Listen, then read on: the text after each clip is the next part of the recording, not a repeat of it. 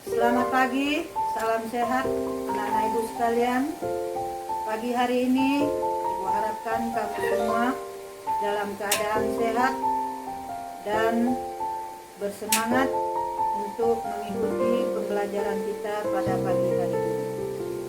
Pagi hari ini jumpa lagi kita dengan mata pelajaran PKN. Sebelum kita masuk materi pembelajaran, mari terlebih dahulu kita berdoa menurut agama dan kepercayaanmu masing-masing. Doa dimulai. Doa selesai. Anak-anak ibu sekalian, pagi hari ini kita akan melanjutkan pembelajaran kita pada minggu lalu, masih dalam bab 3, yaitu bahagian B, bentuk dan prinsip kedaulatan negara Republik Indonesia.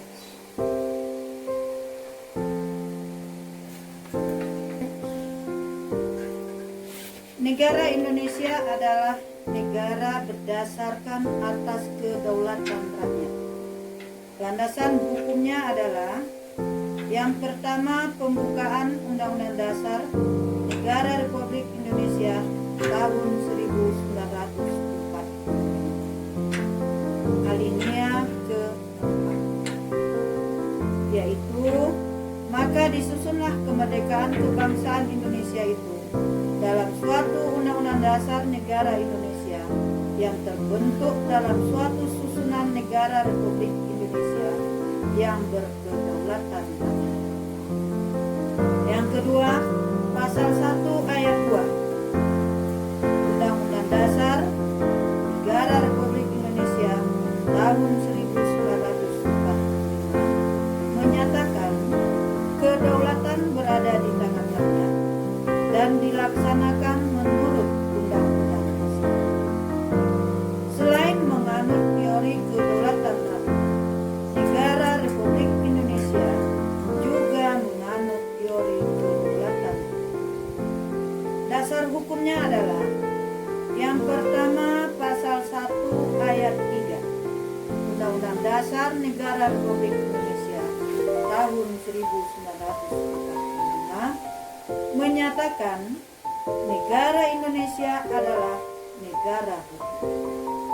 Yang kedua, pasal 27 ayat 1 Undang-Undang Dasar Negara Republik Indonesia tahun 1945 menyatakan segala warga negara bersamaan kedudukannya di dalam hukum dan pemerintahan dan wajib menjunjung hukum dan pemerintahan itu dengan tidak ada kecualian.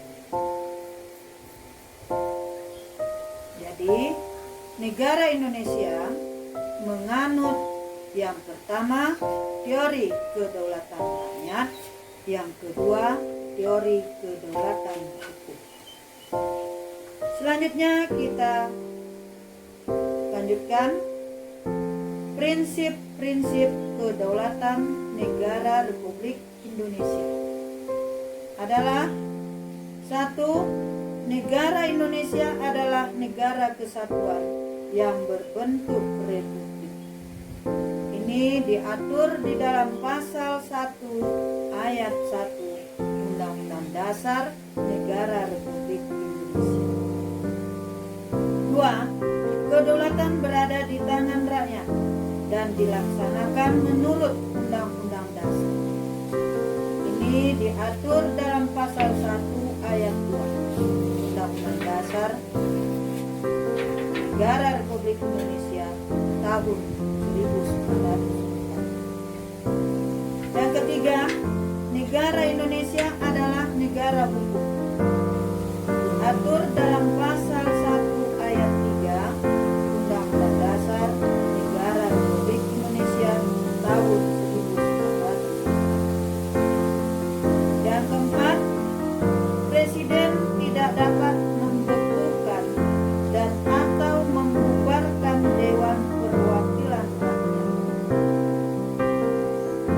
Yang kelima, menteri-menteri diangkat dan diberhentikan oleh Presiden.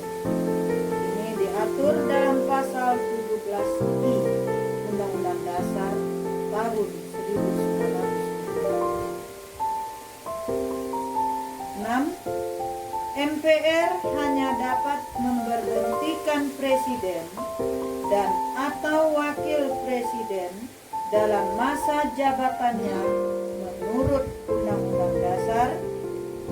Ini diatur dalam pasal 3 ayat 3 Undang-Undang Dasar Negara Republik Indonesia tahun 1945. Jadi, prinsip kedaulatan negara Republik Indonesia itu ada 6.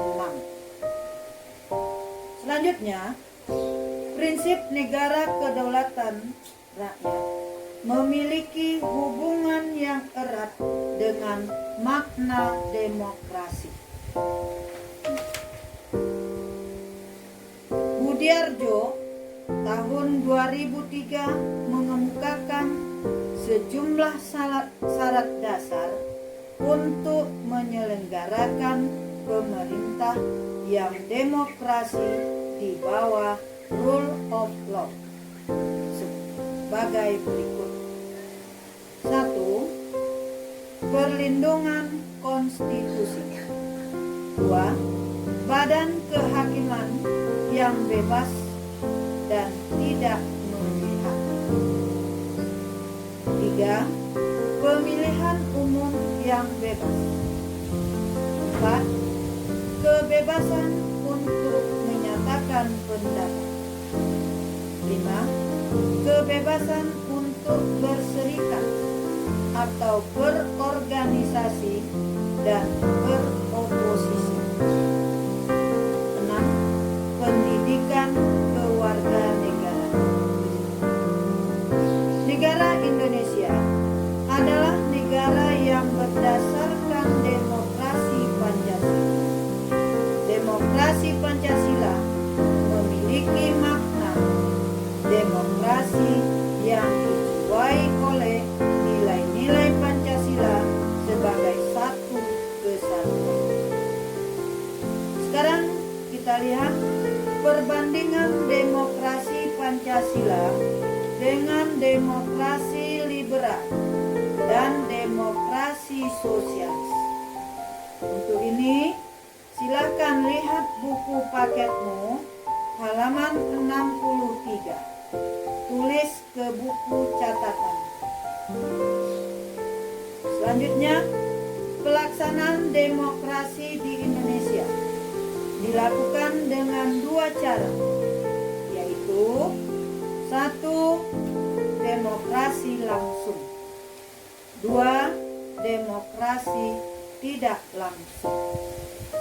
Contoh demokrasi langsung: pelaksanaan pemilihan presiden atau wakil presiden, pemilihan kepala daerah atau wakil kepala daerah, serta pemilihan kepala desa.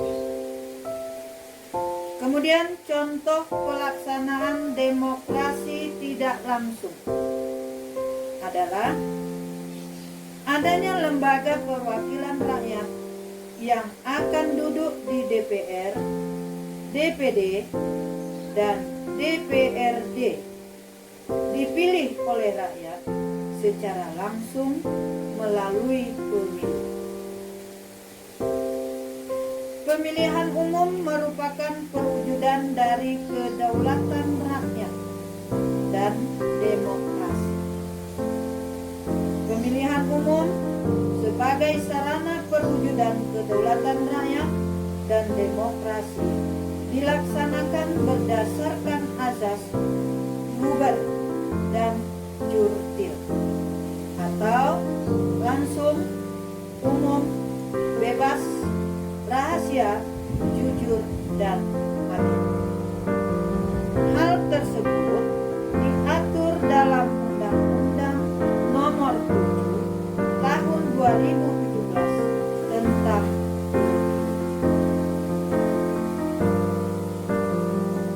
yang menyatakan pemilihan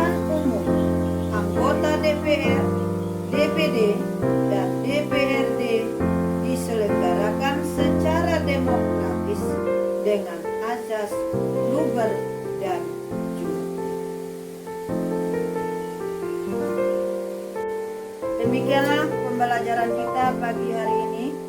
Setelah kamu menyaksikan video ini, ringkas ke buku catatanmu dan kerjakan tugas di buku latihanmu. Tugas kalau sudah siap, kirim ke WA Ibu. Sedangkan catatanmu tidak usah dikirim. Setelah ini, tugas yang akan kamu kerjakan adalah jelaskanlah pengertian dari azas pemilu, yaitu A. Langsung, B. Umum, C.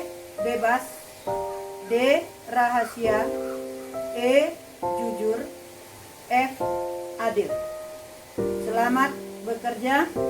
Atas perhatianmu, Ibu ucapkan terima kasih.